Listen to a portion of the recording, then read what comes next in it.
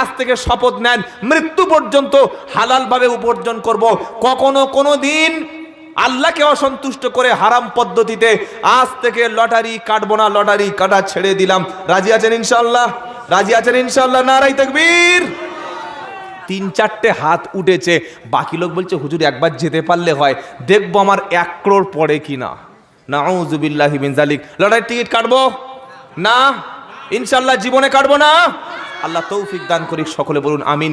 আজকের কোরআন থেকে, হাদিস থেকে, নবীর আদর্শ সিরাত জীবনী থেকে নিজের জীবনটা পরিবর্তন করুন, এর মধ্যে কোনো কল্যাণ নাই। এই লটারি এবং সুদ এটা ইহুদিদের চক্রান্ত, এরা মুসলমানদের ঈমান ধ্বংস করার জন্য, মুসলমানদের অর্থ শোষণ করার জন্য লক্ষ লক্ষ টাকার লটারি বিক্রি করে। আপনারা ভাববেন কেন, ওই তো 1 কোটি টাকা পড়ছে, 50 লাখ পড়ছে। 30 কোটি টাকার লটারি একদিন বিক্রি করে যদি 1 কোটি টাকা কাউকে দেয়, এটা কোম্পানির লস হবে? হবে না। কত গরিব মানুষের পরিবার ধ্বংস হয়েছে, সারাদিন 300 টাকা উপার্জন করে বিবি বলছে দেখো স্বামী, বাচ্চা ছেলেটার খুব শরীর খারাপ, একটু ওষুধ আনবে, আর বাড়িতে বাজার করবে। 200 টাকা হাতে করে নিয়ে বাজারে গেছে, 150 টাকা লটারি কেটে 50 টাকা নিয়ে বাড়ি চলে আসছে ডাল কিনে নিয়ে। তাহলে সংসার ধ্বংস হলো না? হলো না? হলো না? আল্লাহর আইনের বাইরে গেলে অশান্তি হবে, আল্লাহর আইনের বাইরে গেলে কষ্টে আপনাকে পড়তে হবে। লটারি আজ থেকে আমরা তওবা করে ছেড়ে দেব, বলুন ইনশাআল্লাহ। নবীর কাছে তাহলে প্রশ্ন করা হলো, হে আল্লাহর নবী আপনি বলুন কবিরা গুনাহ 3টি কি কি? আল্লাহর নবী প্রথম শোনালেন ওই আল্লাহর সঙ্গে শিরিক করছো, অথচ আল্লাহ তোমাকে সৃষ্টি করেছে। 2 নম্বর নবীজি বললেন তুমি তোমার সন্তানকে হত্যা করছো রুজির ভয়ে, অথচ সন্তান তোমার পাতে 2টো প্লেটে খাবার খাবে, এই ভয়ে তুমি সন্তানকে কখনো হত্যা করো না। আমি আল্লাহ সন্তানকেও রুজি দিই, তোমাদেরকেও রুজি দিই, রুজির মালিক হলেন কিন্তু আল্লাহ। 3 নম্বর কবিরা গুনাহ নবীজি বললেন তোমার প্রতিবেশীর স্ত্রীর সঙ্গে জেনা করা। কি বললেন? প্রতিবেশী স্ত্রীর সঙ্গে জেনা করা। এই এলাকায় ধরুন একটা মেয়ে ছেলে, তার স্বামী আপনার বাড়ির পাশে বাড়ি, সে ভিসা নিয়ে দুবাই কাজ করতে গেছে, যাওয়ার সময় আপনাকে বলছে করিম ভাই আমি 5 বছর বিদেশে চলে যাচ্ছি, আমার বাচ্চা 2টো আছে, আমার মা আছে, আব্বা আছে, আর আমার স্ত্রী আছে, তোমাকে আমানত হিসাবে রেখে চলে গেলাম। তো ভাই যা, তারপর আমি দেখে নিচ্ছি। বিদেশে চলে গেল, মাঝে মাঝে বাজার করে দিতে হয়, যেহেতু দাদা বাড়ি নাই, ভাবির সঙ্গে আলাপ, মাঝে মাঝে চা খাওয়ায়, মাঝে মাঝে বেডরুমে গল্প করে। একদিন বলছে ভাবি দাদা 5 বছর আসবে না, এত সুন্দর রূপ আল্লাহ তোমাকে দিয়েছে, কিভাবে তুমি আছো? নাউজুবিল্লাহ বলেন। পুরুষরা নারীদেরকে কিভাবে যে শয়তানি ওয়াসওয়াসায় পাকড়াও করে, এই জন্য আল্লাহর নবী সাল্লাল্লাহু আলাইহি ওয়াসাল্লাম বলেছেন যেখানে একটা নারী থাকবে সেখানে একটা পুরুষ থাকলে 3 নম্বর সেখানে কে প্রবেশ করতে পারে বলতে পারবেন? শয়তান। ওই রকম জায়গা থেকে বিরত থাকবে। ইয়াকুবা দুকুলা আলা নিসা, হে পুরুষরা নারীর কাছ থেকে তোমরা দূরে থাকো, দূরত্ব বজায় করো। আল্লাহর নবী সাহাবারা জিজ্ঞাসা করলেন ইয়া রাসূলুল্লাহ যারা আইতুল হামু, দেওর তো ভাবির সঙ্গে প্রায় একই ঘরে, একই রুমে, একই বেডরুমে, একই কিচেন রুমে, একই ছাদের নিচে থাকে, তো আরাইতুল হামু দেওর সম্পর্কে আপনি কি বলবেন? দেওরও কি ভাবির থেকে দূরে থাকবে? নবীজির উত্তর শুনেছেন, ফাকালা হামুল মাউত। নবীজি বললে শোনো, মৃত্যুকে যেমন ভয় পাও, তোমার ওই স্বামীর ছোট ভাই দেওরকে দেখে মৃত্যু সমতুল্য মনে করো। ঘরে সাপ ঢুকেছে, সেই ঘরে কোনো মানুষ ঘুমাবে? আপনারা কি বলছেন বলেন? এই জলসার মধ্যে যদি একটা বিষাক্ত মারাত্মক সাপ যা কামড়ালেই মরণ হবে, ওই সাপ যদি ঢুকে পড়ে আপনারা সবর করবেন তো? কথা বলে না? কোথায় পালিয়ে চলে যাবে আল্লাহই জানে, ওটা মৃত্যুর কারণ হতে পারে। ঘরে আগুন লেগেছে, পালিয়ে চলে যাবেন, যাবেন না? যাবেন না? যাবেন। কোনো জায়গায় গুলি করছে, মারামারি হচ্ছে, খবর পেলে সেই জায়গাটাই ত্যাগ করবেন। এর চাইতে বড় আপনার ক্ষতি আল্লাহর নবী বললেন দেওরকে দেখে ভয় করো, দেওরের থেকে দূরত সরে থাকো। কেন? সাপে কামড়ালে মানুষ মরে, অনেক সময় মরে না। কি সব সময় লোক মরে? কিন্তু ঈমান যদি তোমার নষ্ট হয়ে যায়, দেওয়ারের কামড় যদি তোমার শরীরে একবার বসে, দেওয়ারের হিংস্র চেহারা যদি তোমার দিকে তাকায়, দেওয়ারের কাছে তোমার যৌবনটা যদি নষ্ট হয়ে যায়, দেওয়ার আর ভাবি যদি পা স্লিপ খেয়ে পদস্খলন ঘটে, শয়তানের ওয়াসওয়াসায় যদি একবার জেনার মতো নিকৃষ্ট কাজটা করিয়ে নিতে পারে, তোমার মধ্য থেকে ঈমান যখন হরণ হয়ে যাবে, চরিত্র যখন ধ্বংস হয়ে যাবে, আর তোমাকে পৃথিবীতে কেউ রোখা যাবে না। আল্লাহর নবী বললেন 3য় কবিরা গুনাহ হচ্ছে সবচাইতে বড়, তোমার প্রতিবেশী স্ত্রীর সঙ্গে জেনা করা।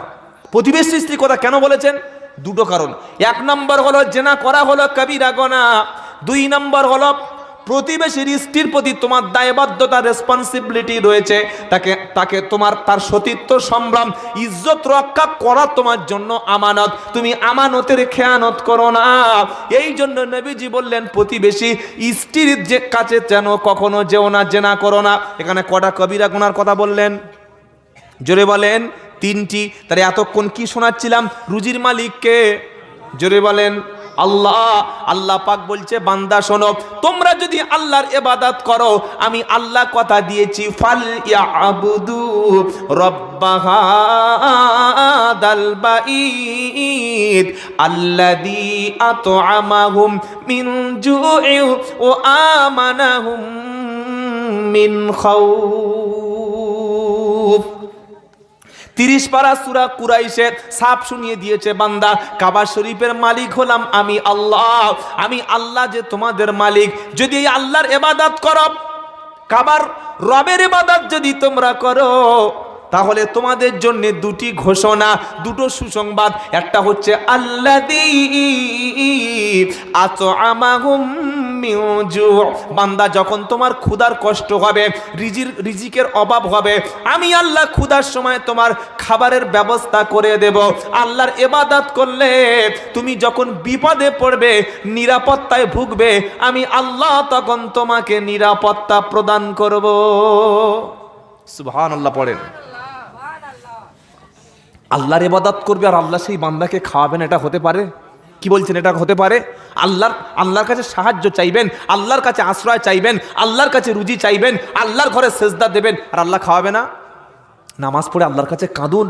জমিনে সারাদিন কাজ করে এসে রাত্রেবেলা কিয়ামুল লাইল তাহাজ্জুদের নামাজ পড়ে আল্লাহকে বলুন, ওগো আল্লাহ, সংসারে বড় অভাব, রুজির বড় কষ্ট। আল্লাহ, কুকুর যদি খেতে পারে, শুকর যদি খেতে পারে, গাদা যদি খেতে পারে, নাস্তিক কাফের বেঈমানকে যদি আল্লাহ আপনি খাওয়াতে পারেন, আমি আপনার গোলাম, আমি আপনার সেজদা করি, আমি কি রুজি পাবো না? মাইয়াত্তাকিল্লাহা ইয়াজআল লাহু মাখরাজা ওয়া ইয়ারযুক মিন হাইসু লা ইয়াহতাসিব। একদম সূরা তলাকের মধ্যে আল্লাহ পাক শুনিয়ে দিচ্ছে, যদি বান্দা আল্লাহকে ভয় করে, আল্লাহর ভয় যার মধ্যে থাকবে, ওই ব্যক্তি যদি কখনো বিপদ মুসিবতে পড়ে যায়, আমি বিপদ থেকে এমন ভাবে বাঁচিয়ে নেব সে কখনো কল্পনা করতে পারবে না। আল্লাহ দেখে ভয় যখন বান্দার মধ্যে থাকবে, ওর যখন রুজির অভাব হবে, এমন ভাবে রুজি তার মুখের কাছে পৌঁছে যাবে, তার কল্পনায় কিন্তু সেটা ছিল না। সুদ খাবো না বলুন ইনশাআল্লাহ। ছেলে বিয়ে দেওয়ার সময় ছেলের বাপ আশা করে বসে আছে, মেয়ের বাপের কাছ থেকে মোটামুটি 5 লাখ টাকা একটা দাবি করতে হবে। এরকম লোক সমাজে আছে না নাই? তুমি নামাজ পড়ো, কোরআন পড়ো, তুমি মুসলমান দাবি করো, মেয়ের বাপকে কষ্ট দেবে? তোমার মধ্যে এই ভয়টুকু আল্লাহর দেখে নাই যে আমি একটা মানুষের কাছে কিভাবে হাত পেতে পয়সা নেব? তুমি কি ফকির? হ্যাঁ, তুমি কি ফকিরের বাচ্চা হয়ে গেছো? তোমার মধ্যে ইতস্তত বোধ এতটুকু নাই? মানুষের তো আত্মসম্মান বলে একটা কিছু আছে।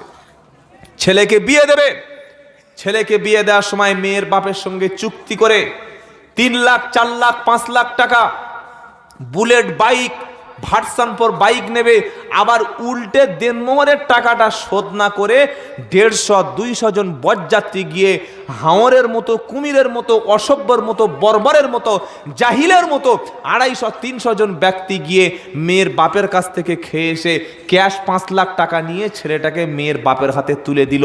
এই সমাজের এই রকম অসভ্যতা, সমাজে এই নোংরামি, এই হারামের রমরমা আপনাদের এলাকায় এসেছে না আসেনি? জোরে বলেন। যারা ছেলের বাপ আছেন তওবা পড়ুন, সাবধান হন, নিজের ঈমানকে হেফাজত করুন, হারাম খাওয়া থেকে জীবের লালসা দূর করুন। শূকরের মাংস হারাম নাকি হালাল? শূকরের মাংস খাওয়া কি হারাম? মরা গরু খাওয়া যেমন আপনার জন্য হারাম, মৃত প্রাণী যেমন আপনার জন্য হারাম। বিয়ের সময় ইশারা করে, ইঙ্গিত করে, কাউকে দিয়ে বলিয়ে মেয়ের বাপের কাছ থেকে, ছেলের শ্বশুরের কাছ থেকে সামান্য কিছু অংশ প্রেসার ক্রিয়েট করে অবৈধভাবে কিছু দাবি করে নেওয়া ও সমান পরিমাণ শূকরের মাংসের মতো হারাম আসতে বললেন কেন? খাবেন বলে নাকি? বলেন এটা অবৈধ, হারাম। ছেলেকে বিয়ে দেবেন বিনা পয়সায়, কথাবার্তা সব হয়ে গেল, বিয়ে ঠিক হয়ে গেল।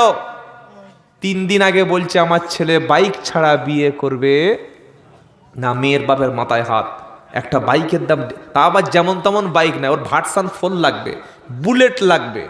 কত বড় বদমাস, কত বড় অসভ্য, কত বড় নারী নির্যাতনকারী। এলাকার কোনো আলেম, কোনো ইমাম এই রকম ব্যক্তির বাড়িতে যেন বিয়ে না পড়াতে যায়। আর যদি কোনোদিন শোনেন কোনো ছেলে, কোনো ছেলের বাপ মেয়ের কাছ থেকে, মেয়ের বাপের কাছ থেকে জোর করে টাকা দাবি করছে, পয়সা দাবি করছে, পণ দাবি করছে, গাড়ি দাবি করছে, সোনা দাবি করছে, ক্যাশ টাকা দাবি করছে, সালাম দেওয়া বন্ধ করবেন, সামাজিক তার সঙ্গে বয়কট করবেন। কারণ এই বদমাশ নারী নির্যাতনকারী। কি এটা? নারী নির্যাতনকারী, নারী বিদ্বেষী। দিনদার পরেশগার মেয়ে পেয়ে 4 জন থেকে 5 জন বরযাত্রী যাবেন। এটা মসজিদে বিয়ে করা সুন্নাত। ইন্না আযামান নিকাহ বারাকাতান আইসরুহু মুনা। সেই বিয়ে আল্লাহর কাছে বেশি বারাকাত, বেশি পবিত্রতম, বেশি পবিত্রময়, বেশি বরকতওয়ালা। যে বিয়েতে খরচ সবচাইতে কম হয়, জোরে বলুন না সুবহানাল্লাহ। ছেলের বাপ যারা আছেন, যুবক বন্ধু যারা আছো, তোমরা এখানে বসে শপথ করো, মেয়ের বাপের কাছ থেকে জবরদস্তি করে, জুলুম করে টাকা পয়সা, স্বর্ণ, গাড়ি কিছুই দাবি করব না। খুশি করে আমার স্ত্রীকে আমি ক্যাশ দেন মোহর দিয়েই বিয়ে করব, ইনশাআল্লাহ। বলুন আল্লাহ আমাদের তৌফিক দান করে, সকলে বলুন আমিন। যারা ইনসে বলছে সব বিয়ে করা, আমার হযরত বলছেন। আর যারা বিয়ে করেনি তারা বলছে দেখা যাক, খাবো। কি বুঝলেন? আল্লাহ হেফাজত করুক, বলুন আমিন। আলেমদের সোহবতে বসবেন, ওলামাদের কাছে বসবেন। বিয়েটা কেমন করতে হয়, কোন তরিকায় বিয়ে করলে আল্লাহ খুশি হবে, ওলামাদের কাছে বসে জেনে নেব ইনশাআল্লাহ। আমরা কি করি? বিয়ের প্যান্ডেল হয়ে গেল, সাউন্ড সিস্টেম হয়ে গেল, গরু কেনা হয়ে গেল, 500 লোক বলা হয়ে গেল, ইমাম সাহেবের কোনো খবর নাই, কোনো খবর নাই।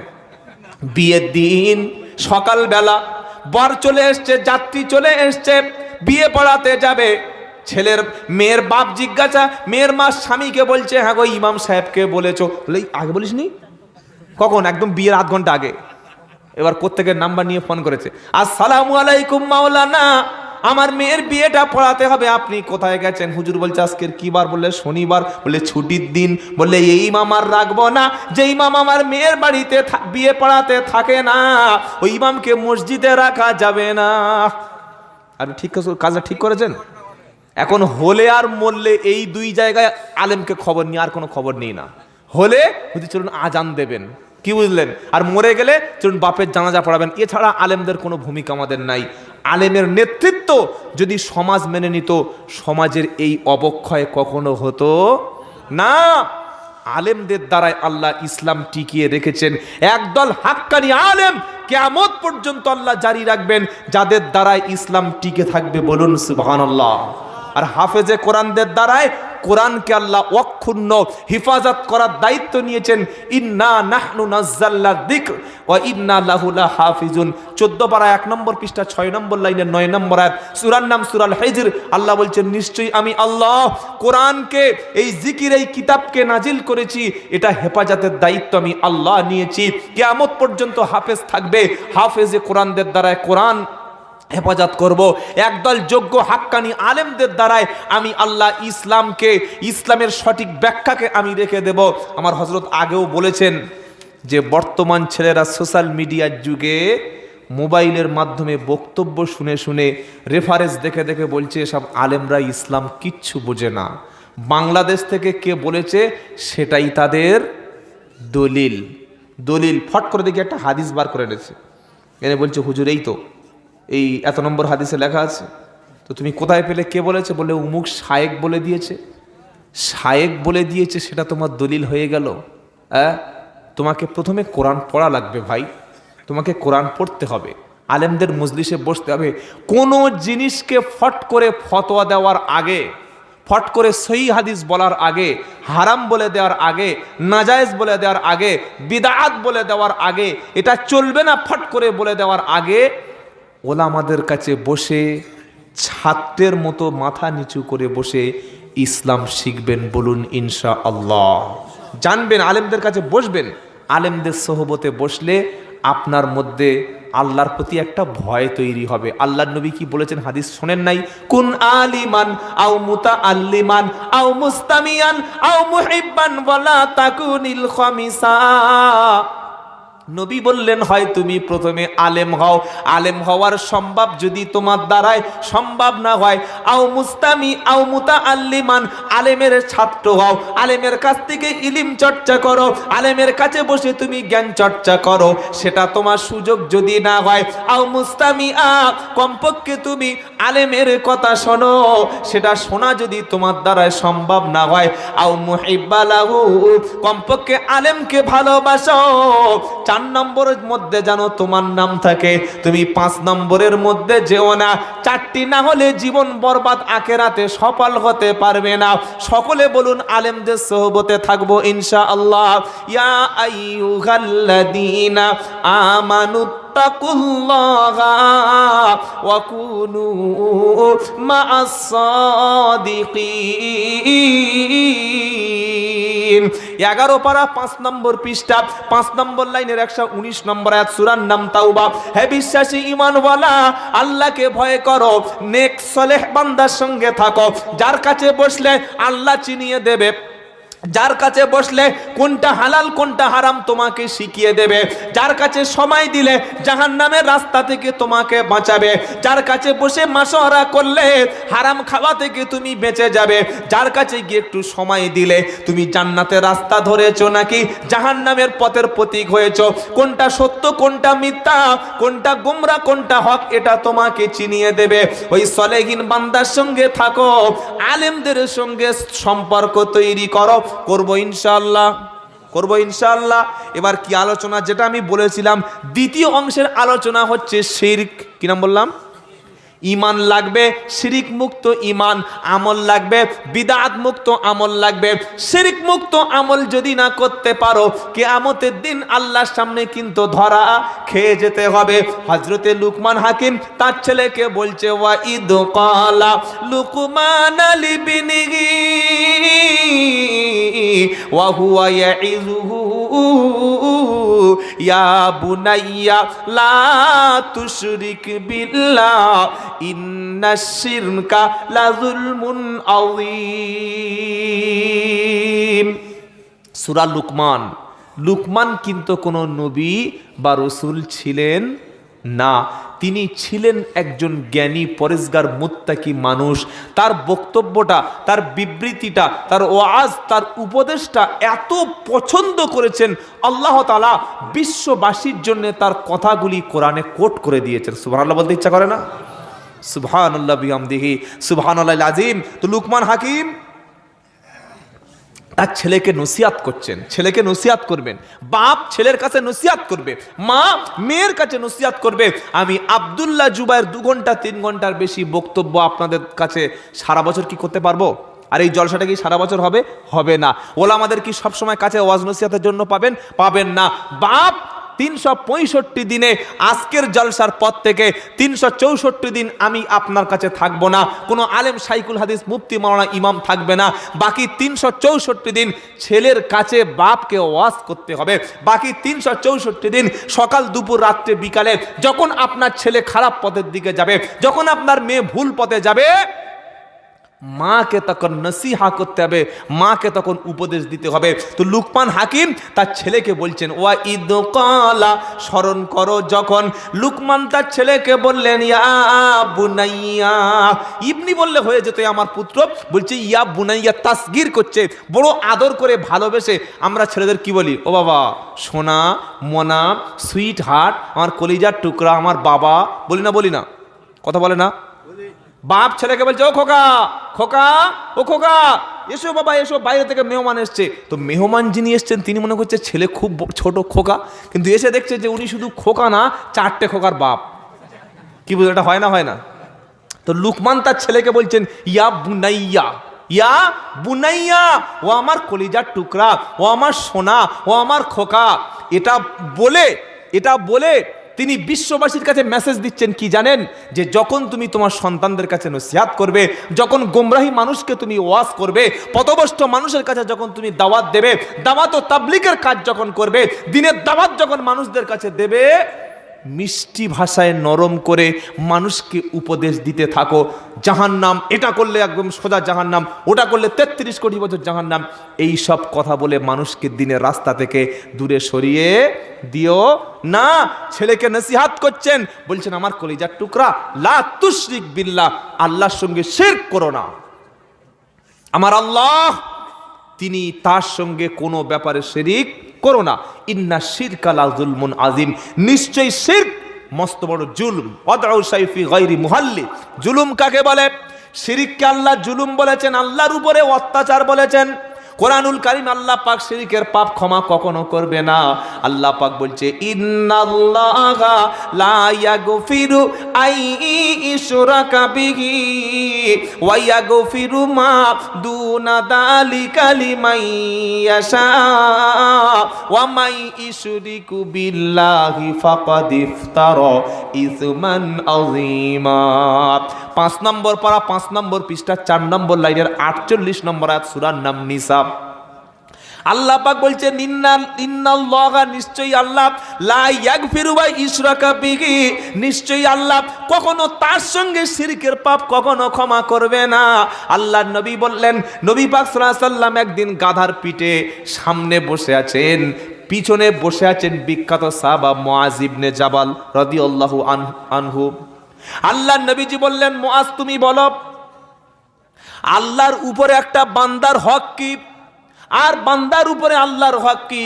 মুআজ রাদিয়াল্লাহু তাআলা আনহু বললেন, হে আল্লাহর নবী, আল্লাহ ভালো জানেন, রাসূল ভালো জানেন। জোরে বলুন সুবহানাল্লাহ। সাহাবাদের আদব কতটা!